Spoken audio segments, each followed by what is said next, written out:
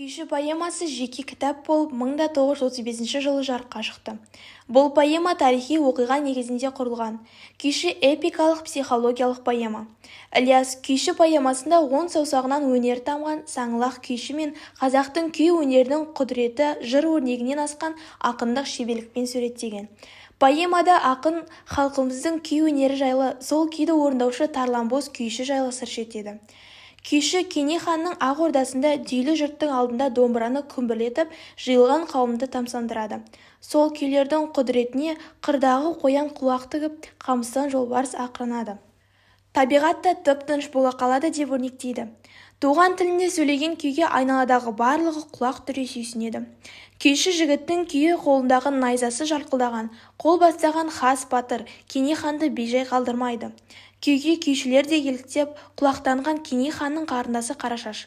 Ол ағасының оң қолы, ақылшысы, әрі ерке, көркіне ақыл сай, ақылды паңда өжет болып өскен ханшайым. Жыршы Қарашаштың бойындағы қасиеттерді бұлай суреттейді. Қарашаш ақылы дәрия, алтын басы, әйелдің ақ сұңқарлы ханзадасы, өз басын мың қараға тең келмейтін Кененің кеңесінің ақылдысы. Поэманың соңында 90 күйді тамылсытып, сарғалтып, қыз көңілін аулап, енді еліне, үйіне қайтқысы келген арманын күй арқылы ханшаға білдіреді.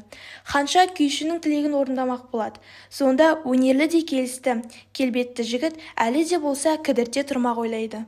Күйші күй арқылы ханша көңіліне ізгілік нұрын сеуіп, рақымын түсіріп, еліне қайтсам деген тілегін жеткізеді. Кейін Қарашаштың әлім құмарлықта адам баласына қатыгездігін көрген күйші қызға деген құмарлықтан арылып, ұнатушылық сезімінің басылғандығын күй арқылы жеткізеді.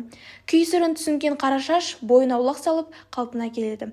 Соңында қызға деген құмарлықтан арылған күйші басына бостандық сұрап, азат деген күйін тартады.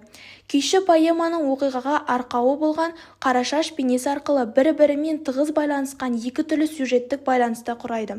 Оның бірі Кенесары хан қан төгістік жорықты оқиғаларына байланысты тарихи оқиға болса, ал екінші байланысы күй, өнерпаз күйші жайлы. Поэма Кенесары ханның арқадан ауып Жетісуға келген кезіндегі бір оқиғаны негізге алып жазылған. Ілияс Жансүгіровтің күйші поэмасы өнерді дәріптеген туынды. Ол осы шығармалармен келешек ұрпаққа өнер адамның асыл мұрасы екендігін жеткізеді.